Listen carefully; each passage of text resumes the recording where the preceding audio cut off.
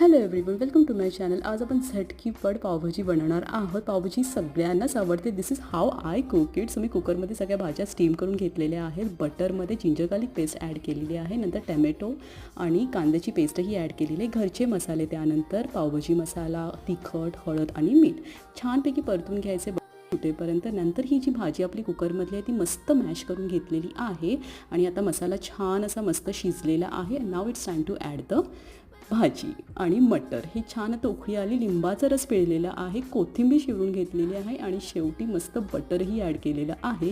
आता मंद गॅसवर थोडीशी ताटली ठेवूया कढईवर आणि गॅस बंद करूया. आता आपण छान पावाला बटर लावून घेतलेलं आहे. तव्यावर मस्त भाजून घ्यायचे आहे आणि फायनली पावभाजी रेडी झालेली आहे.